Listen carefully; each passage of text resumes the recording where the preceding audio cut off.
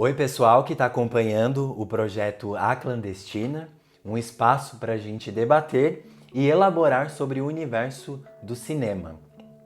Nesse episódio, eu quero trazer uma reflexão muito interessante que tem a ver com o cinema e também com as nossas relações do cotidiano, que é sobre a imagem.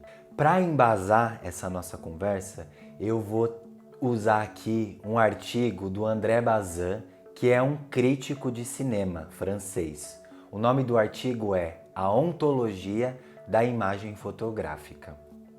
Para a gente começar a conversa, eu quero trazer aqui a imagem como um espaço de criação de imaginários e significados. No sentido qual? Que quando eu me deparo com elas, a partir do momento que eu me relaciono com aquilo que eu estou vendo, eu vou criando sentimentos com aquilo, que podem ser sentimentos tanto de resgate de uma coisa que eu já vivi, ou sentimentos de coisas que eu estou vivendo ali naquele momento, ou de coisas que eu quero viver no futuro. Se a gente pega os povos egípcios na antiguidade, que faziam um processo de embalsamar o corpo, qual o sentido de mumificar as pessoas? Primeiro que quem era mumificado eram pessoas importantes, né? Personalidades, faraós, que tinham um grande significado para aquela população, principalmente na relação de poder.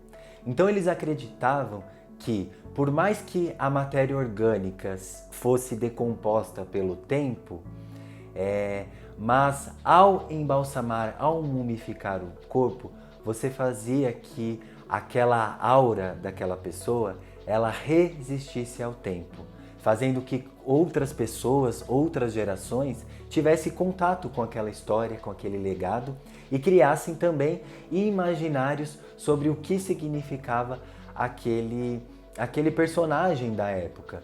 Então, como uma forma também de transferência de imaginários de poder. Então, vem no sentido de fazer durar no tempo aquela ideia e fazer que outras pessoas tenham contato com ela. Tanto é que, até hoje, a gente faz visitas às pirâmides e a gente se relaciona com aquelas múmias que estão lá. E a partir do momento que eu me relaciono, eu crio o imaginário, porque elas estão há milhares de anos ali. E quais os significados que eu atribuo hoje? Por mais que aquela civilização não exista, aquela sociedade e estrutura não exista, mas a história está ali impressa, está registrada. Então essa ideia da defesa de fazer durar no tempo, a partir das imagens, elas foram tomando outras significações a partir dos processos históricos, sociais, políticos e culturais que foram acontecendo na sociedade. E isso refletiu também no processo da imagem, porque elas foram adquirindo outras funções para a sociedade. O que antes era apenas uma ideia de fixar e eternalizar um tempo, uma ideia, as imagens passam a ser uma representação do real.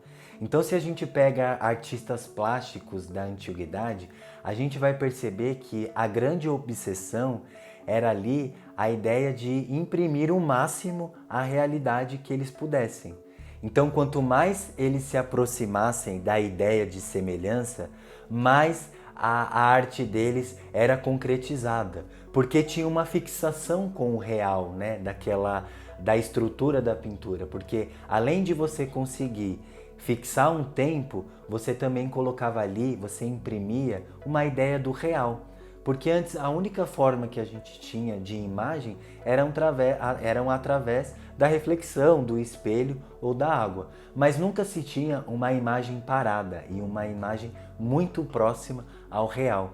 Então era uma obsessão muito louca, um desejo muito profundo de chegar a esse real, de você observar e fazer a comparação.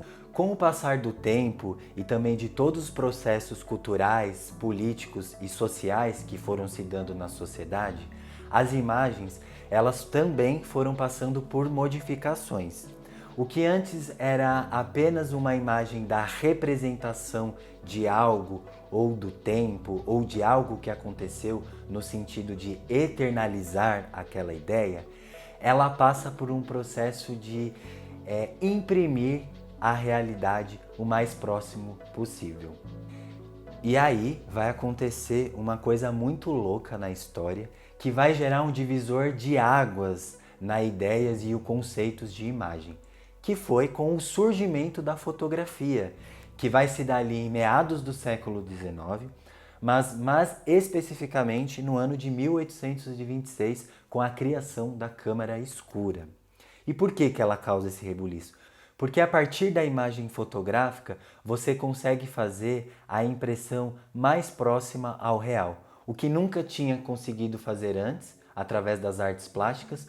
Com a imagem fotográfica você consegue. Então você imprime ali o real que está colocado, a fisionomia da pessoa, as texturas que estão naquele lugar, a paisagem que está naquele lugar, vai ser colocada ali.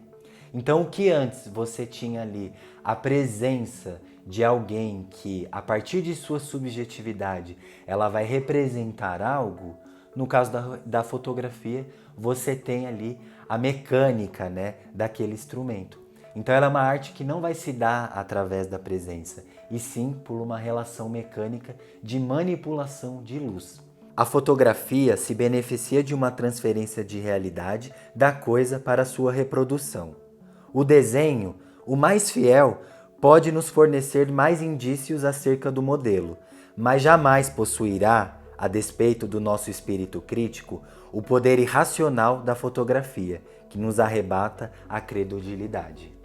E aí isso faz com que as artes plásticas se libertem dessa obsessão de imprimir o real. E aí faz com que ela desenvolva os vários mecanismos, vários conceitos, vários estilos de pinturas que não vão ter mais esse interesse de representar o real.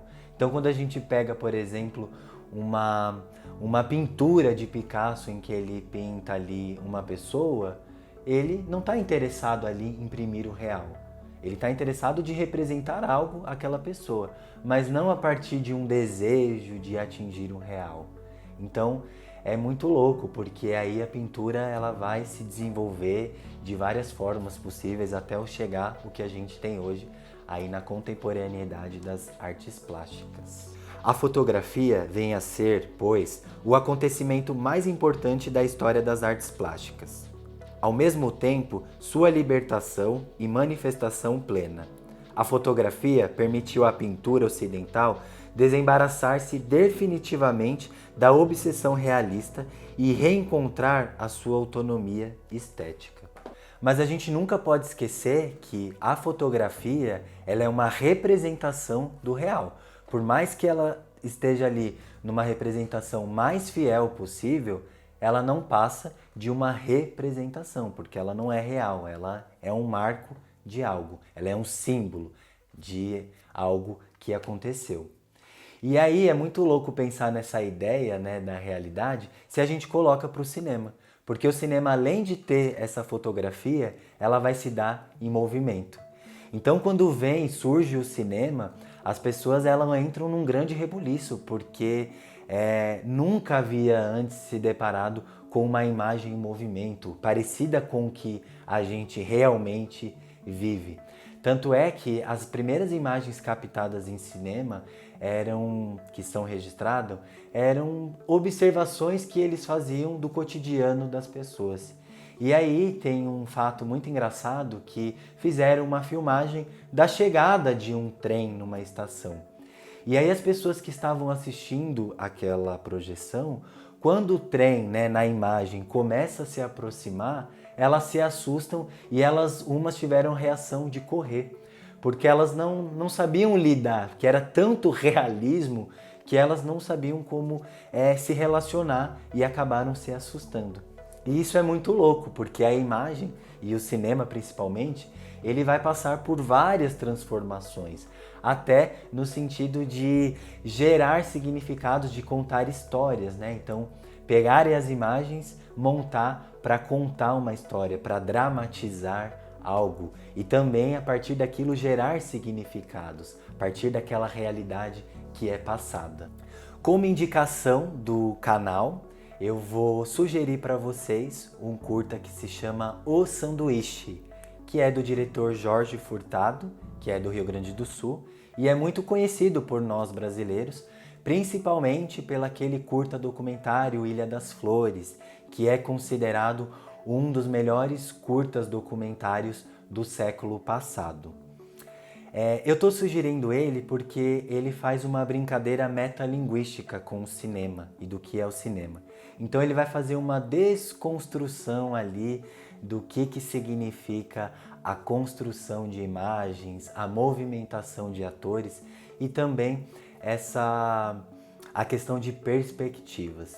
Ele também está disponível no canal Porta Curtas e eu vou deixar o link aqui para vocês poderem acessar. Valeu, gente!